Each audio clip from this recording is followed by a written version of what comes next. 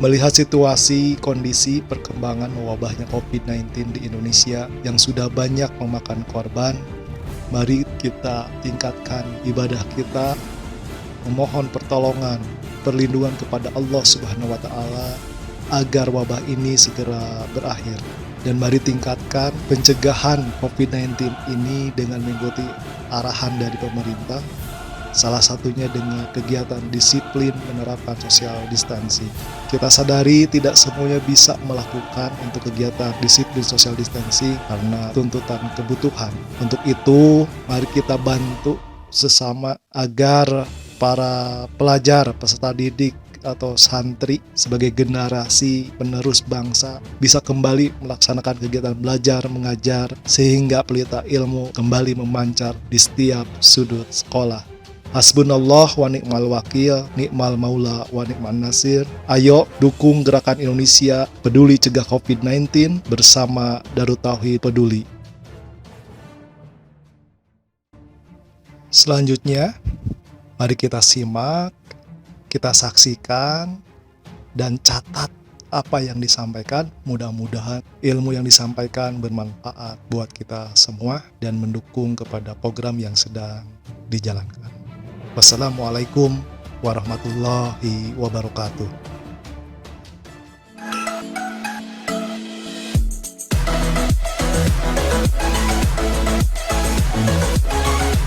Assalamualaikum warahmatullahi wabarakatuh.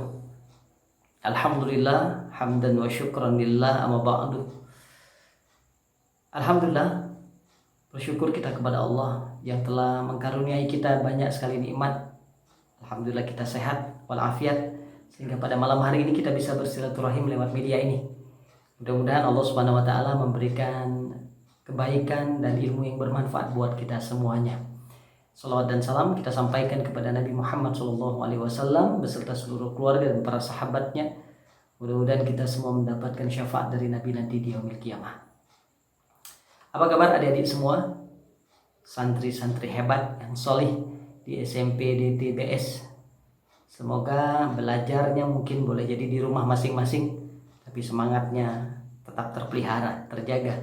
Karena kita ingin mempersembahkan yang terbaik, bermanfaat di dunia insya Allah, mudah-mudahan berarti di akhirat nanti. Perkenalkan, saya Kemas Mahmud Al-Hanif, motivator dari Negeri Laskar Pelangi.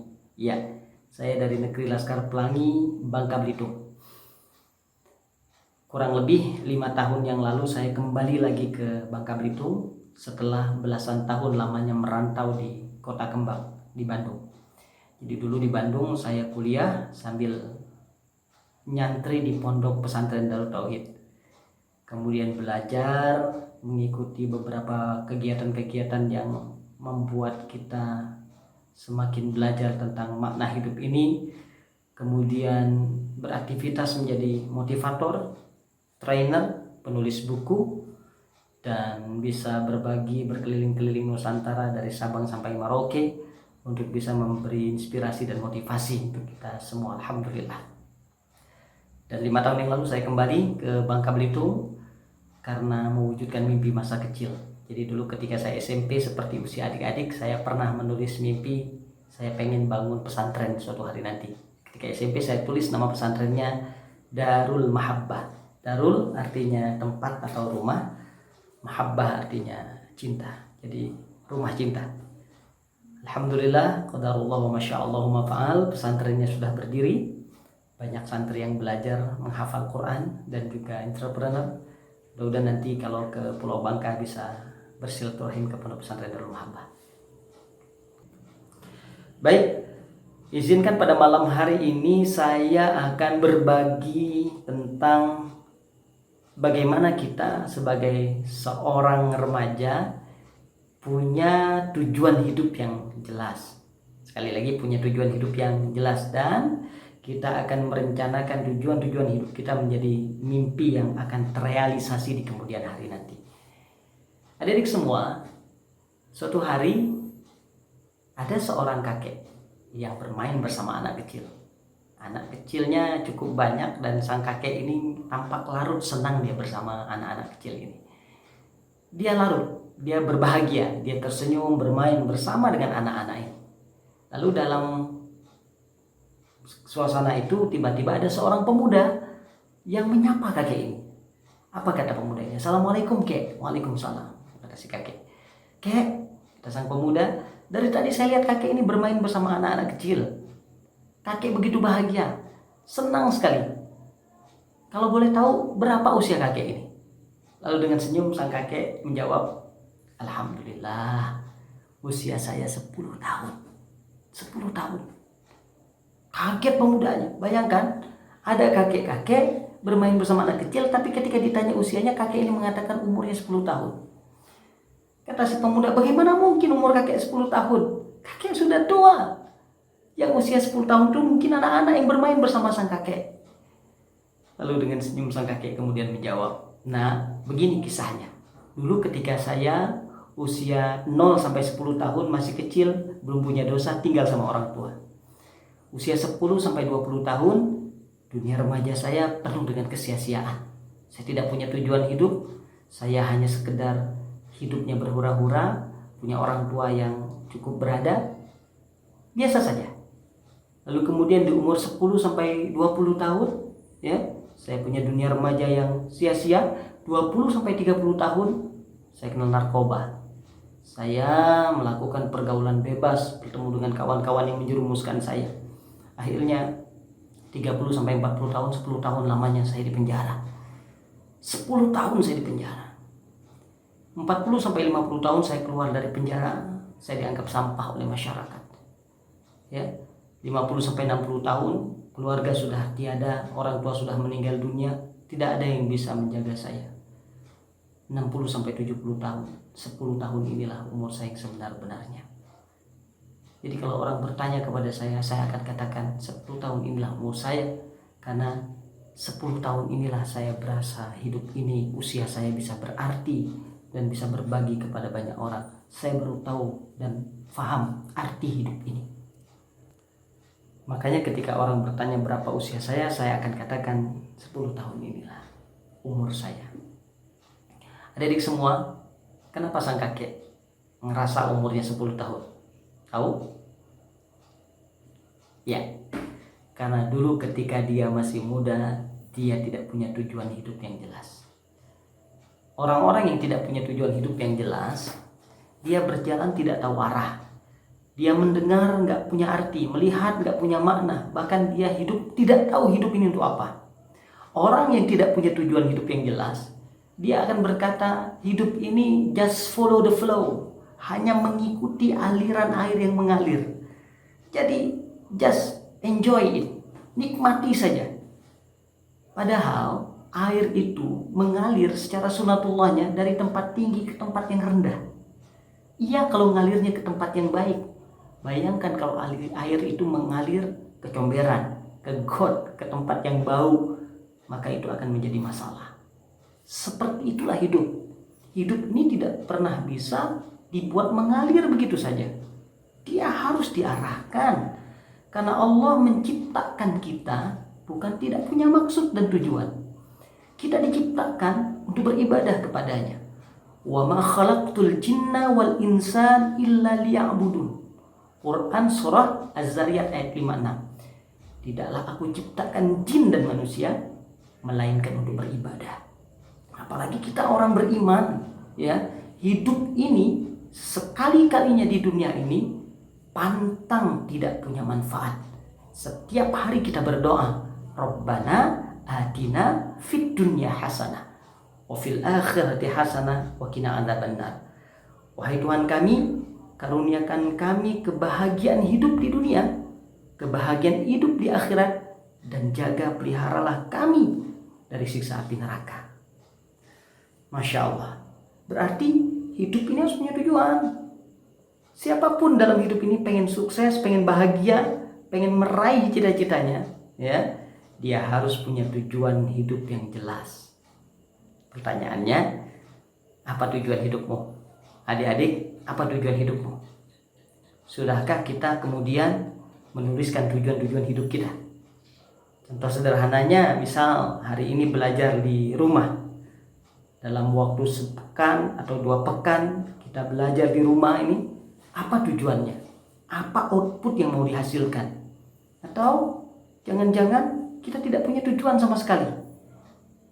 Ketika dia belajar di sekolah, berbeda suasananya di rumah, lalu membuat dia kemudian tidak sama energi dan semangatnya. Di sekolah semangat, di rumah ternyata dia hanya memperbanyak istirahat.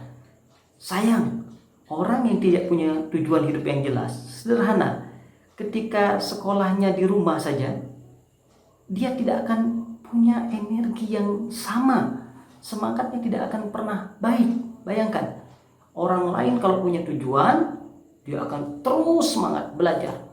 Sementara orang-orang yang tidak punya tujuan, dia menjadi kaum-kaum rebahan yang tidak jelas, malas, dan ruginya bukan hanya untuk dirinya, tapi juga buat orang-orang yang dia cintai. Bagaimana mungkin ayahanda bundanya senang melihat pribadi-pribadi yang malas, yang tadinya menjadi harapan kebahagiaan mereka sebenarnya. Maka nanti di rumah ini jangan pernah kehilangan semangat. Yuk terus belajar dan menjadi yang terbaik. Tujuan hidup ini sederhananya adalah menjadi tuntutan yang paling penting dalam hidup kita. Jadi pada saat ini saya ingin sampaikan bahwa ada 3 hal penting yang harus kita hujamkan dalam hati kita. Dan ini menjadi sebuah keniscayaan agar kita menjadi orang-orang yang bisa meraih tujuan hidup kita. Materi hari ini adalah goal setting. Bagaimana kita menyeting diri kita agar tujuan kita bisa kita raih dalam hidup ini.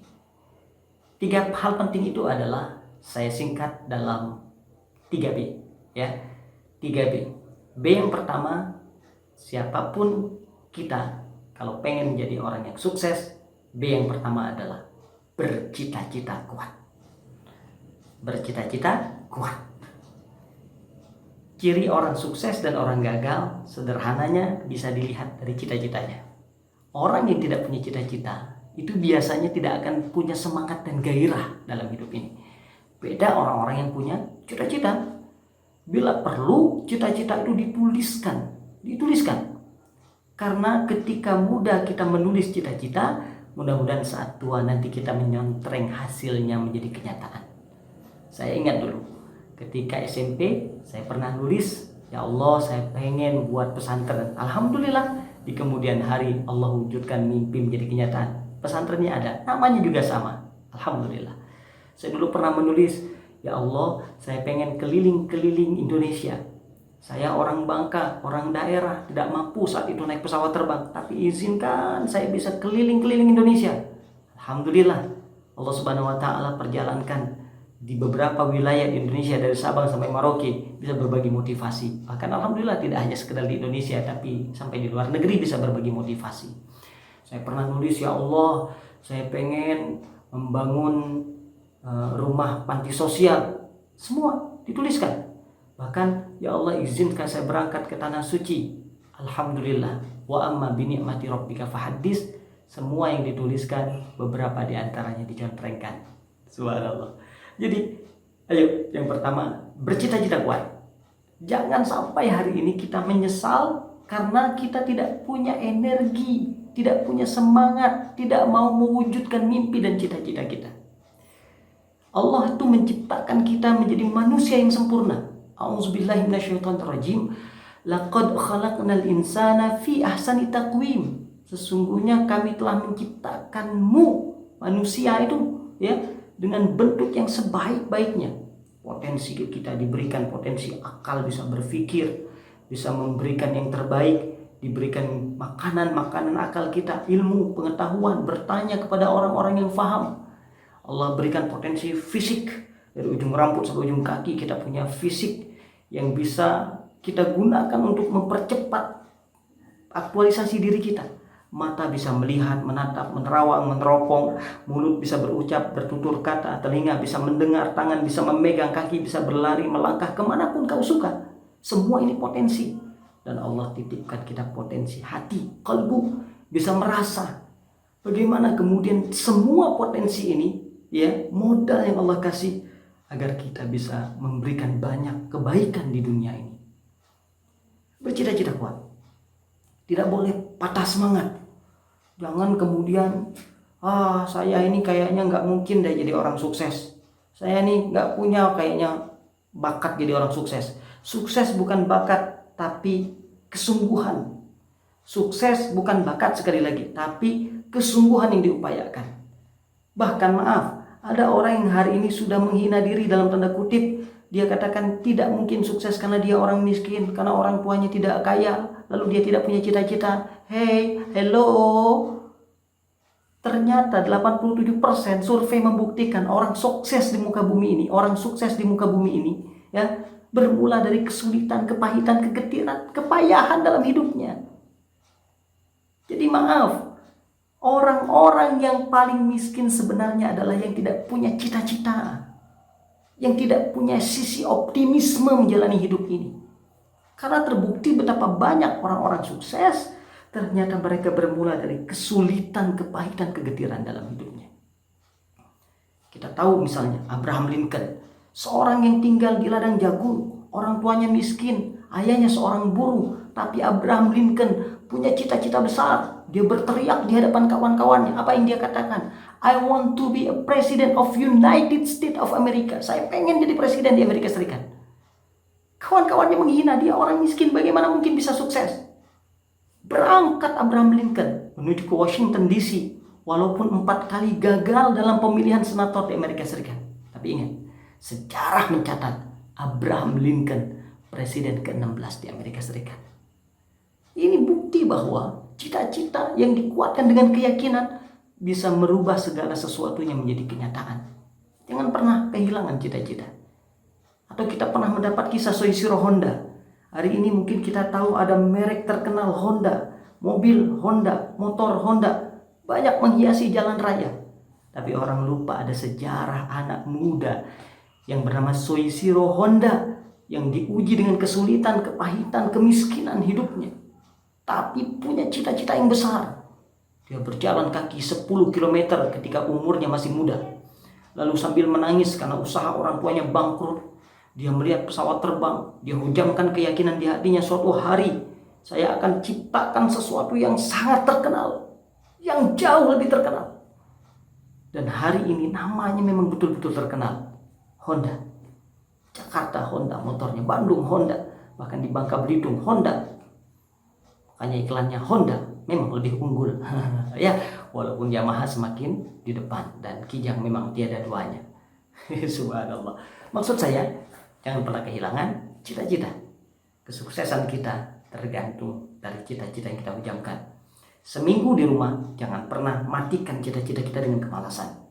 Ayo, bahkan presiden pertama kita berteriak, gantungkan cita-citamu setinggi bintang di langit. Bayangkan, setinggi bintang di langit. Kenapa setinggi bintang di langit? Karena bintang itu tinggi. Jadi kalau cita-cita itu jangan tanggung-tanggung, setinggi-tingginya. Bintang itu tinggi, kalau dia jatuhnya ke pohon, pohon juga masih tinggi. Jangan takut, mulai sekarang punya cita-cita. Bismillah, ya Allah saya pengen jadi hafiz Quran. Ya Allah saya pengen menjadi penghafal Quran. Ya Allah saya pengen jadi pengusaha yang soleh. Ya Allah saya pengen menjadi guru yang ikhlas, yang berkarakter, yang punya jiwa baku, baik dan kuat. Karakternya kuat dan baik. Ya Allah, saya pengen menjadi anak yang bisa membahagiakan kedua orang tua saya. Cita-cita. Tulis cita-cita kita dan belajar untuk bisa mewujudkannya. Ya, insya Allah mudah-mudahan adik-adikku di santri-santri SMP di TBS mengawali B yang pertama apa? Bercita-cita kuat. B yang kedua adalah berusaha sungguh-sungguh. Sekali lagi, berusaha sungguh-sungguh. Untuk mewujudkan mimpi dan harapan kita harus punya jiddiyah, mujahadah, manjadda wajada, manjadda wajada. Barang siapa yang bersungguh-sungguh pasti berhasil. Barang siapa yang bersungguh-sungguh pasti berhasil. Manjadda wajada.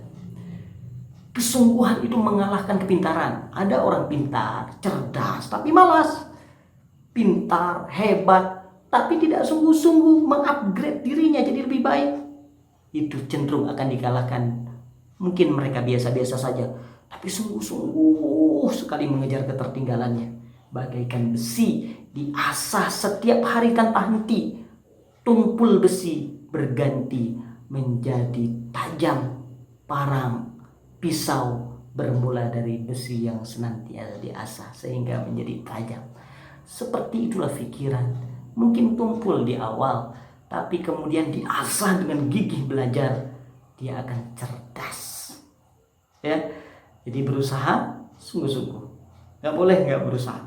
Nih, kita diberikan kesempatan belajar di rumah, berusaha. Tidak boleh kemudian mematikan semangat kita. Adik-adikku yang baik, para santri hebat di SMP DTBS yang sama-sama saya cintai karena Allah. Ada sebuah kisah. Suatu hari ada seorang anak, ini kisah nyata, anak dari Sumatera Barat.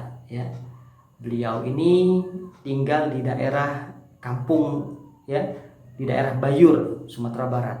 Suatu saat ketika dia tamat SMP, nilainya yang terbaik. Tamat SMP nilainya terbaik.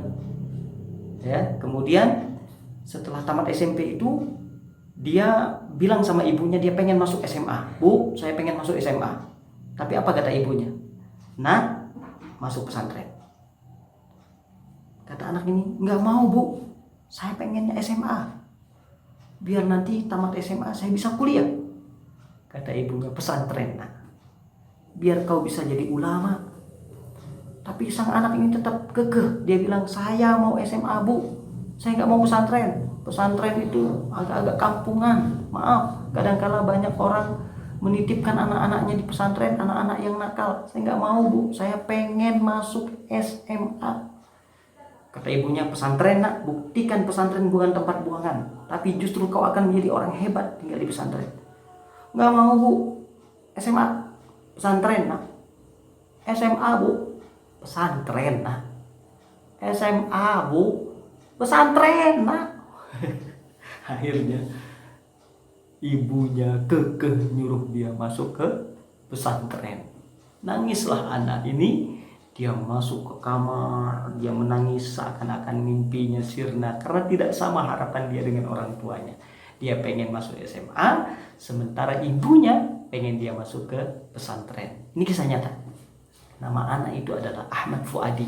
Ya, apa yang terjadi? Ahmad Fuadi ingat, ridallah fi ridhoil walidain wa syukhtullah fi syukhtul walidain. Ridho Allah ada pada ridho kedua orang tuanya, dan murka Allah ada pada murka kedua orang tuanya. Karena dia ingin membahagiakan ibunya, akhirnya berangkatlah dia dari Sumatera Barat menuju ke pesantren yang dicita-citakannya, dicita-citakan oleh ibunya. Naik bis di pesantren, ya.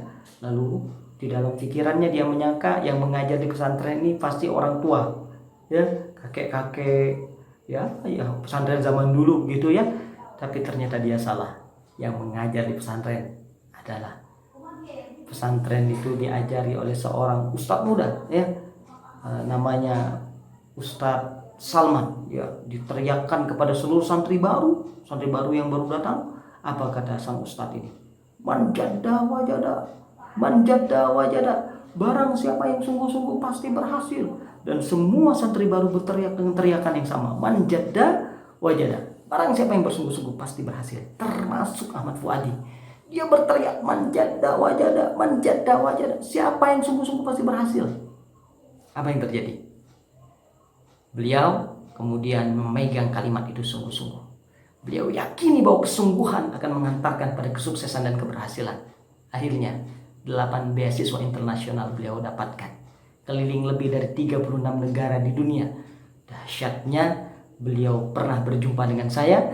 Dia katakan wisudanya di depan White House, gedung putih Amerika Serikat, dengan sebuah kalimat, man jadda wajada. Man jadda wajada. Barang siapa yang sungguh-sungguh, insya Allah dia akan berhasil. Ayo, mulai sekarang tinggalkan kemalasan, lawan segala kemalasan kita dengan kesungguhan. Karena orang-orang yang bersungguh-sungguh, dialah orang-orang yang akan mendapatkan sesuatu dalam hidup ini. Keberhasilan, kebahagiaan, dan keberkahan dalam hidup ini, insya Allah. Baik, kita punya goal setting, tujuan yang jelas. Mulai sekarang, miliki hal-hal yang harus kita ubah dalam hidup ini. Siapapun kita, kalau ingin mendapatkan sesuatu yang bernilai, yuk kita lakukan langkah-langkah berikut. Pertama, tuliskan tujuan hidup. Tuliskan tujuan hidup. Apa tujuan hidup kita? Kita menjadi hamba Allah. Kita ingin cari ridho Allah. Ya, tuliskan tujuan hidup kita secara umum. Kemudian tulis cita-cita yang ingin kau raih. Seperti yang tadi saya sampaikan bahwa bercita-cita itu jangan tanggung-tanggung, setinggi-tingginya, sebesar-besarnya. Allah yang punya langit, punya bumi. Jangan takut. Ya. Allah yang punya segala di dunia ini. Lahu mulkus samawati wal ardh. Innama amruhu idza arada syai'an ayyakula lahu kun fayakun. Kalau Allah berkehendak jadi maka jadi. Itu cita-cita kita. Ya Allah, saya pengen jadi penghafal Quran. Tulis. Ya Allah, saya pengen jadi orang yang sukses. Jelaskan makna suksesnya apa. Pengusaha yang soleh, yang mandiri. Pengen punya rumah sakit Islami. Masya Allah. Siapapun kita harus jadi orang-orang yang kuat. Ya, cita-citanya kuat, mentalnya kuat. Agamanya pun sangat kuat insya Allah. Kemudian, untuk mencapai goal setting, selain kita punya tujuan, cita-cita, mulai sekarang coba belajar merancang board planning. Board planning. Tahu board planning? Life board planning. Jadi begini, kurang lebihnya, ya. Jadi ada keterangan di bawah. Jadi kita bikin kota, ini seperti peta hidup kita. Peta hidup kita. Merancang life board planning, peta hidup. Kita tulis nama kita. Di sini tulis angka 0, 1, 2, ini umur kita 3, 4, 5, 6, 7, 8, 9 terus sampai misalnya 59 tahun atau sampai 7 tahun, 70 tahun ya. Kita tulis sebagaikan kita membuat peta kehidupan kita dari usia 0 masih bayi sampai usia 80 tahun. Wallahu a'lam bishawab. Yang jelas di kolom-kolom 0 sampai umur sekarang ya, umur adinda semua sekarang isi dengan pencapaian kesuksesan hidup yang telah kita capai. Contoh, mungkin umurnya sekarang berapa tahun? Ada yang 11 tahun, 12 tahun. Apa yang sudah diraih? Misalnya usia 0 tahun terlahir ke dunia, diberi nama Muhammad bin Muhammad dengan harapan menjadi kebahagiaan dan kebanggaan orang tua. Misalnya usia 1 tahun sudah mulai berjalan menjadi kebahagiaan di dalam rumah tangga. Usia 2 tahun sudah mulai pintar berbicara. Tulis 3 tahun, 4 tahun, 5 tahun, 6 tahun mungkin sudah mulai masuk SD. 7 tahun menjadi juara 1 lomba makan kerupuk misalnya. Pokoknya tulis pencapaian. Juara lomba azan, misal. Yang membuat kita bukan untuk berbangga-bangga, tapi mengingati diri kita bahwa kita punya potensi luar biasa, Masya Allah. Sampai umur misalnya masuk ke SMP DTBS dengan harapan yang besar, pengen menjadi penghafal Quran mungkin, atau apa yang kita ingin raih dalam hidup ini. Sampai misalnya usia 25 tahun menikah, mungkin begitu ya, menikah dengan akhwat solihah misalnya, atau usia 20 tahun sudah keliling-keliling dunia. Tulis contoh saja ini. Jadi setiap kita kalau ingin punya tujuan hidup yang jelas, dia tahu gitu. Setiap hari itu mau dapat apa, setiap pekan mau dapat apa, setiap tahun apa yang mau dia dapatkan, tujuannya apa. Dan dia rangkum dalam life board planningnya. Nah, kalau saya, alhamdulillah membuatnya besar ya, di karton yang cukup besar untuk menjadi motivasi, Masya Allah. Nah, kemudian selain kita punya life board planning ya, belajarlah kalau pengen meraih cita-cita yang sampai ya, goal setting yang jelas. Coba kemudian ya bikin target pekanan gitu. Target pekanan. Hari Senin targetnya apa? Tanggalnya tuliskan apa yang mau didapatkan. Selasa, Rabu, Kamis ya, sampai hari Ahad. Tulis apa target kita, target hafalannya mungkin ya, target hariannya mungkin. Ini penting. Lalu kita kemudian bisa bersemangat untuk meraih apa yang kita cita-citakan. Target bulanan ya, tentang bulannya, lalu kemudian tulis targetnya apa, dan jangan lupa tulis, ini yang penting ini, cara mewujudkan impian menjadi kenyataan. Ya, subhanallah, ini penting. Ini namanya mengenali diri kita, melihat ke dalam diri kita. Kita tulis nomornya, kita tulis kekurangan, apa kekurangan kita. Ini bahan evaluasi. Mungkin selama ini malas tidur pagi. Mulai di sini kita rubah, ya. Kita rubah konotasinya. Dari kekurangan saya apa yang harus dirubah? Harus bangun lebih awal, bangun lebih gigih lagi belajar. Misalnya kekurangannya suka marah, harus lebih sabar. Tulis, dan nanti kita belajar kemudian memperbaiki diri. Adikku yang baik, percayalah, tidak akan pernah ada kesuksesan besar tanpa perjuangan dan pengorbanan yang besar. Siapapun yang ingin meraih hasil yang besar dalam hidup ini, maka lihat kegigihannya, perjuangannya, pengorbanannya. Tidak tertukar dalam hidup ini. Orang-orang yang menabur kebaikan, kebaikannya akan dia petik di kemudian hari.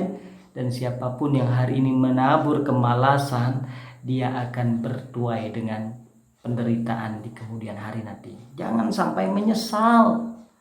Karena penyesalan itu gak pernah datang di awal. Kalau di awal namanya pendaftaran, ya. Tapi penyesalan itu di akhir. Itulah yang membuat kita tidak pernah bisa memutar kembali waktu. Betapa banyak orang-orang yang hari ini ketika usia berganti menjadi sudah lebih tua dan senja, mereka kemudian hanya berhiasi dirinya dengan air mata, menyesali betapa banyak kesia-siaan yang dilakukannya di usia remaja.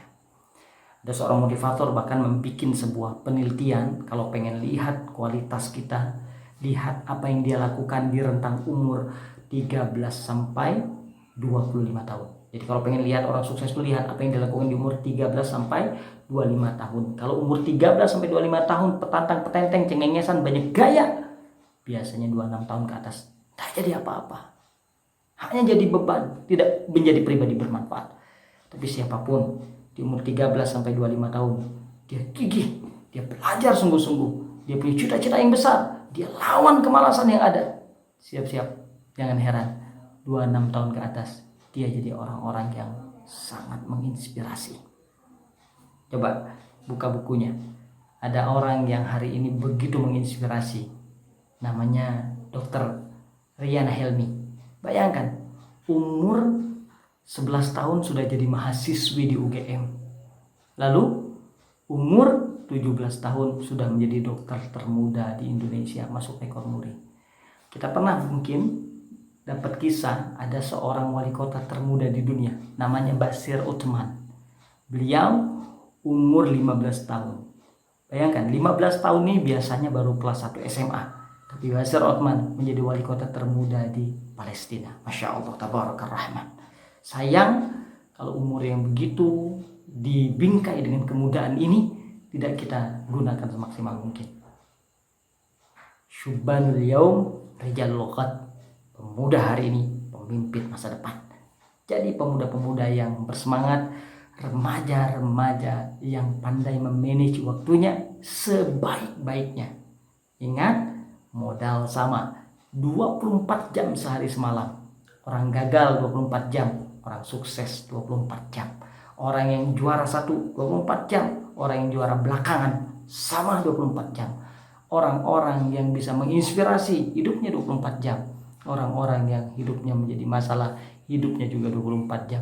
Singapura 24 jam, Singaparna juga sama 24 jam.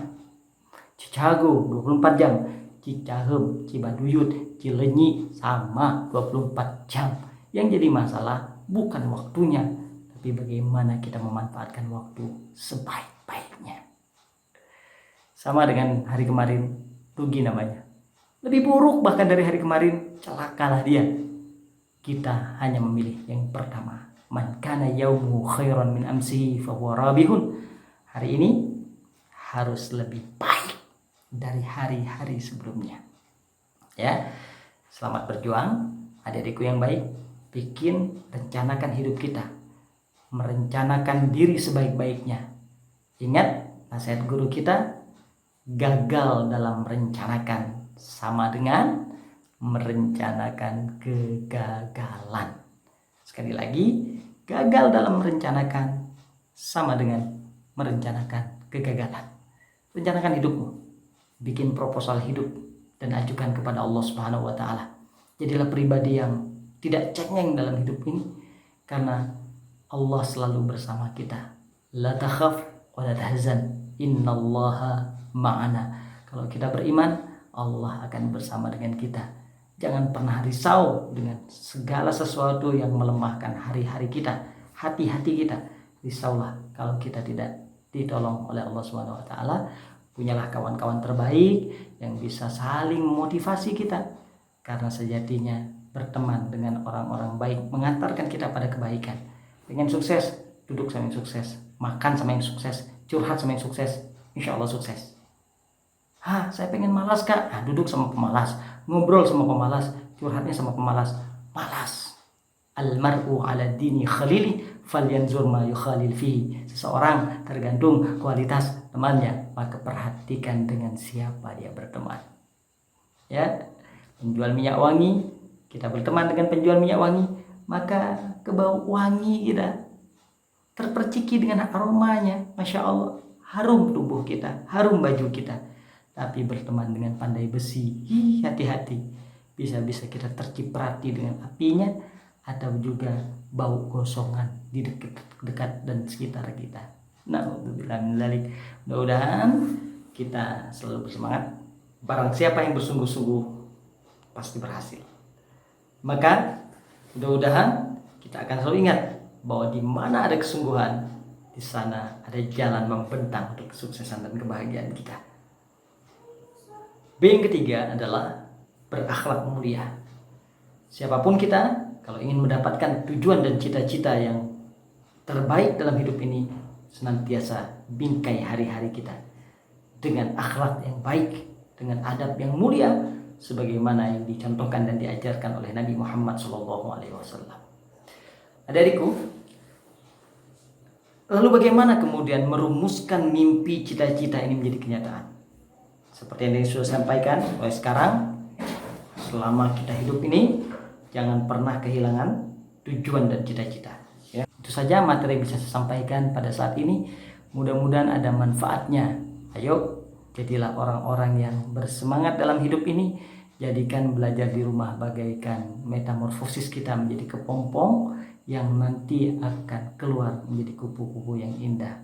Justru kita semakin bersemangat menjalani hidup kita, insya Allah. Barakallahu fikum wa jazakumullahu khairan katsira. Assalamualaikum warahmatullahi wabarakatuh.